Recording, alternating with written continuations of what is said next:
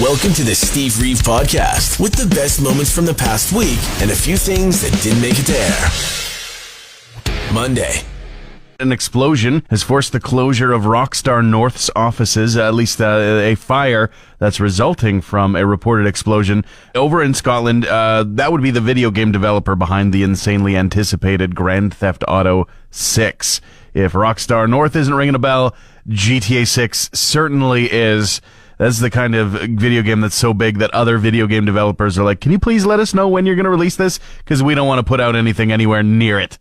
Details are scarce, but it does seem like the source of the explosion was a boiler in the building. The investigation is ongoing, though. Staff won't be allowed back in for a minute.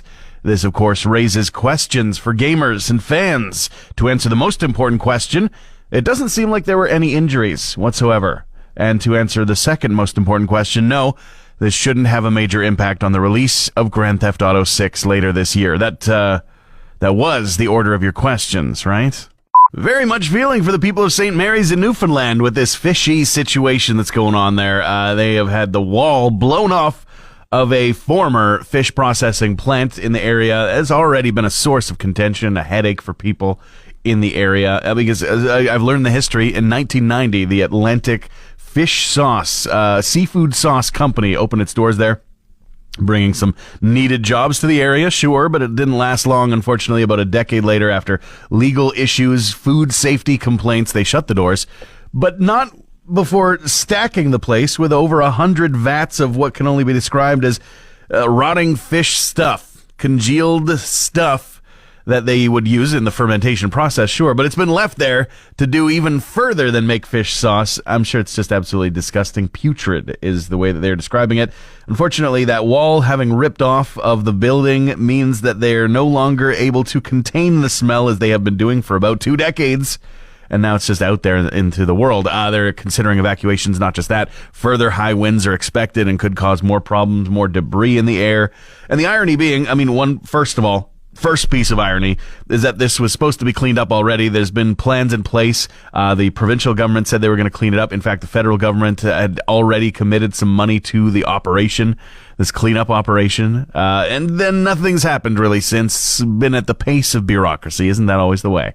But then the second part of irony is that, of course, now the mayor of St. Mary's, a man named Ryan, is saying, well, I guess they'll have to do something about it now. Like, cleanup has got to be imminent because there's a wall missing from this place.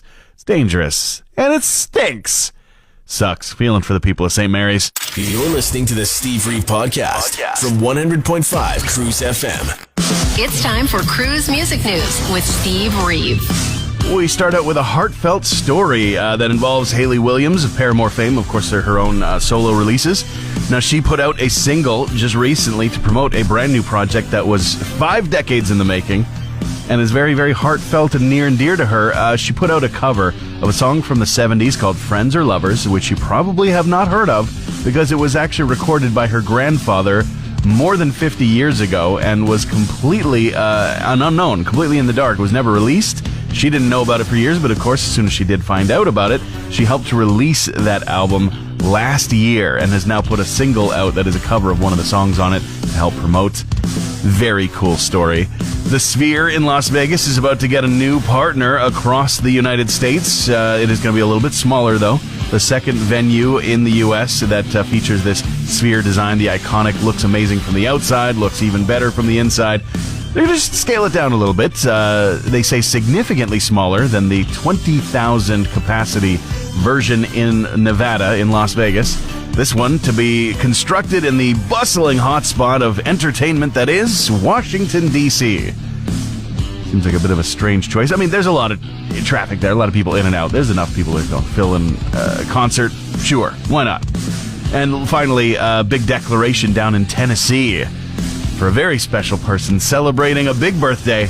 80 years young, Dolly Parton is having a big birthday today. And in fact, to celebrate, the governor, Bill Lee of Tennessee, has declared today Dolly Parton Day, listing her talent and her generosity and the impact, the lasting impact she's had on the world as reasons for it. Of course, she has had an impact. We love her all the way up here in Wood Buffalo and beyond. That's it for your music news this morning. Now, usually it's the 2 to 4 thing that we get to hear from you, Marina. Yeah. But you've got a surprise for me. I need you to explain this. All I know is that you've brought cheesecake, but not. It's not cheesecake. It's So not. this is the viral Japanese cheesecake. It's Okay. all I've seen on social media lately. And the algorithms are different for us because I have not been seeing it this. is absolutely everywhere, and everyone seems to say that it tastes like cheesecake. So what it is plain Greek yogurt with Biscoff cookies, and you put the Biscoff cookies submersed in the yogurt, and you let it sit until the cookies become soft, and then you eat it, and it's supposed to taste like cheesecake. Okay, so that's like definitely not cheesecake by definition, but it's supposed to be very similar. But yogurt and Biscoff, like that sounds like a good breakfast. It does, I'm and totally kind of healthy, right? It's totally not. So I don't know if you can smell it. I think it smells pretty. I think it smells all right. Yeah, okay. It smells like it could be some form of cheesecake. Yogurt and cookie, kind of like. Just, Now, nothing offensive about it at all. I did think, because I had to go by the instructions, they did say plain Greek yogurt. Yes, okay. However, I do think that vanilla might be better. Yeah, okay. Okay. Because usually a little sugar, a little sweetness. Yes. So I brought some for you to try. I'm totally here to try this. Yeah, I'm totally down. This looks good too. Like it kind of reminds me of like tiramisu. Kind of, yeah. I've seen some people make tiramisu ones as well. Okay. I see where the flavor of like the crust of a cheesecake is coming from. The texture is like not like exactly cheesecake, but it's also definitely not yogurt. Yeah. Or cookies. Yeah. It becomes something different. That's really good. Personally, I don't think it tastes like cheesecake. No, I don't think it tastes like cheesecake exactly. I get the texture and a little bit of like the graham crackeriness. Yeah. But like it's a very loose definition of cheesecake is being represented here. The aftertaste as well, it kind of reminded me of maybe like an old yogurt, maybe one that you might need to throw away. That's the aftertaste that I got. I'm not getting it yet. I'm not getting that yet, although maybe it's still coming. I will say, all the hundreds of videos I've seen up until yesterday, everybody said, oh my God, this is amazing. It tastes like cheesecake. After I made it, I see all these videos saying it tastes nothing like cheesecake. Yeah, exactly. The backlash arrives. So we tried it. So if you want to try it, yeah, exactly. No, I will say it's worth trying. It tastes not bad. It tastes good, in fact, but it does not really taste like cheesecake. No, not really. Close enough. That's your Japanese cheesecake I'll right there. I'll take a couple more spoonfuls, and that's my breakfast for today. There you Thank go. you. Tuesday.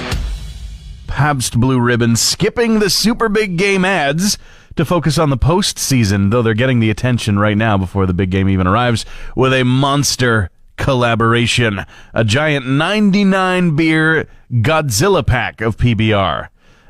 Complete with cool designs all over this sucker as well. It is a limited edition thing. You got to have a monster thirst to get through this thing.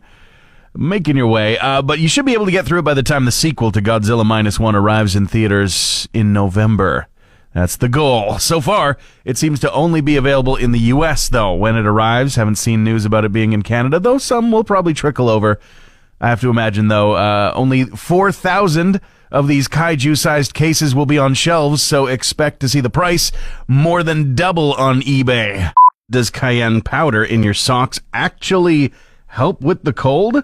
I mean, supposedly it helps with a cold, helps with fending off one and the symptoms, but I have my suspicions on this usage because I am from the Great White North and I know what cold feet feel like, even, in burly, big snow boots. Yet, I've never heard of this technique, so what gives? Huh? First of all, if you're going to try it, don't overdo it. A hot, irritated foot is just about as bad as a frozen one. But cayenne pepper is pretty mild, but it does have the same compound in it as Carolina Reapers. Just, in far smaller amounts. Far less spicy. An herbalist recommends on the internet, so take it with a grain of salt. No, don't put salt in with the mix. But no more than half a teaspoon mixed with an ounce of foot powder. That's your ratio for the cayenne pepper. Mixed together well and evenly distributed throughout the inside of the sock through the highly technical action of scrunching. That's what they recommend. Scrunch it all up. Probably better to go with the black socks, though, because otherwise you're going to look like you're pulling something really gross out of your boot. I don't see anything. That's because it's all wood. Hey, Alexa, play the Steve Reeve podcast. 80s legend Chris de Burgh is going to be making a cameo and performing in that cameo his 1986 classic Lady in Red on the TV series Rivals. Oh, no, wait, shoot, I thought it was Heated Rivalry. Oh, okay, well, I mean, that's still exciting. It's got David Tennant in it. The song itself, though, has been used in countless TV shows and movies, a lot of mainstream stuff, most recently before this, Deadpool and Wolverine from Marvel. Green Day doing their thing once again at a show over the weekend in California. They spoke up for the people of Minnesota and took some time to call out the security advisor for the U.S. Homeland, Stephen Miller, saying that as they led into songs like Know Your Enemy, this song is anti-fascism, this song is anti-war, and we stand up for our brothers and sisters in Minnesota. Then we've got midnight oil news, sad news, in fact, to end off on. A lot of tributes have come in for Rob Hurst, the drummer for the band, as he died at the age of 70. People calling him an absolute beast behind the kit. He was surrounded by loved ones and died peacefully, according to a statement from the band on Tuesday. After fighting heroically for over 3 years, Rob is now free of pain, a glimmer of tiny light in the wilderness. He was diagnosed with pancreatic cancer in 2023. That's it for your music news this morning. It is National DJ Day today, and why, thank you so much for, well, sincerely, making us a part of your day, whether that is a tiny fleeting moment as you're going from A to B, or you're listening all day long throughout the shift. It's awesome. Whatever amount of time you're spending with us, we are very thankful for, and I do mean that sincerely.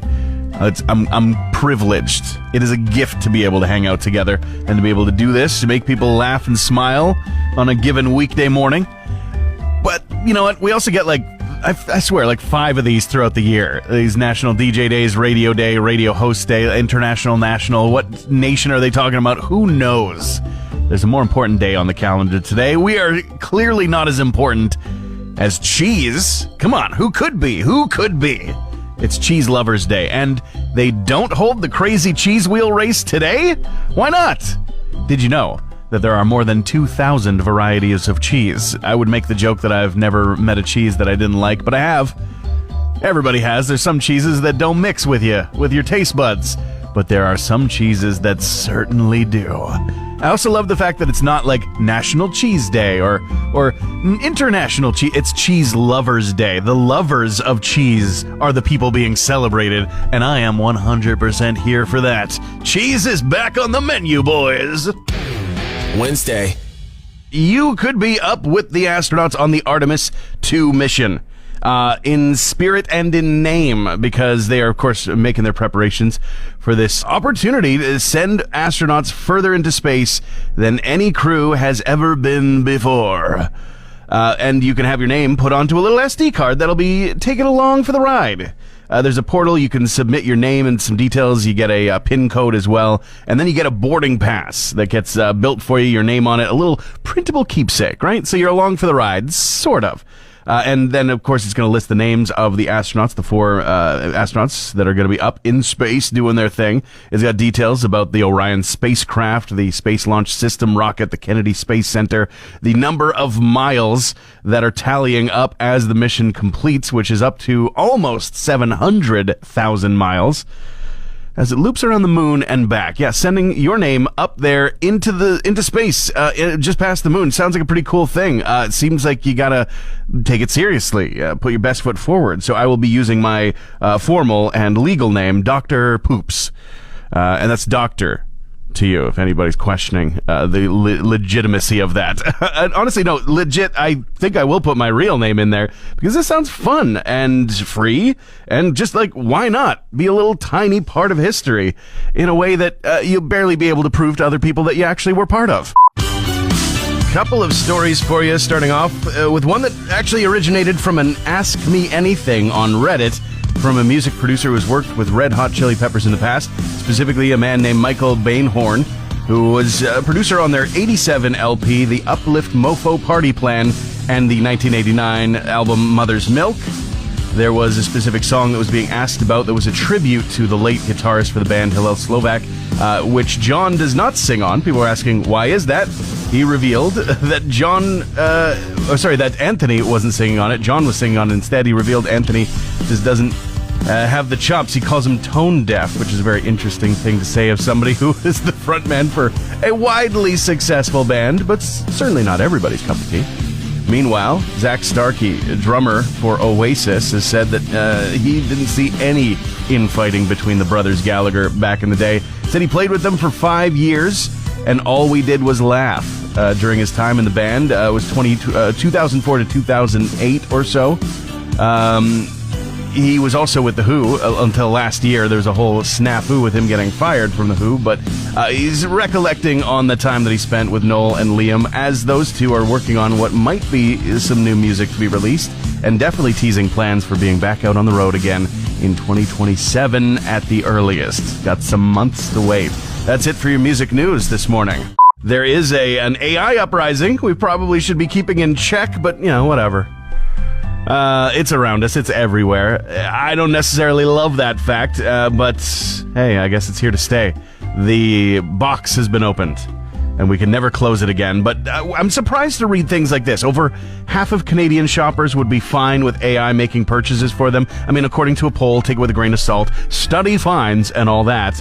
But AI just going ahead and making purchases for you? I mean, I get that sometimes you get like a recurring subscription to something, like it gets ordered on the regular because you need it all the time. But that's not really like AI making orders for you. That's just a schedule. I gotta say no thank you to this. Have you seen the AI overview on Google for literally anything? Just full of wrong. Just completely incorrect. Why are we trusting this? It's not good enough yet. And now I can see using something like AI or just a good old-fashioned program that could scour the internet for the best price on a thing that you need to buy. Taxes, fees, shipping included. No surprises at checkout. That sounds good to me, and then I can make the choice about what to buy and where to buy it. But to make the choices about what I should be ordering for me, no way that could be exploited by Amazon in the future. Transmission over. Want more Steve? New podcast episodes happen every Friday, or just tune into the Steve Reeve Show. Weekday mornings starting at 5:30 a.m. on 100.5 Cruz FM.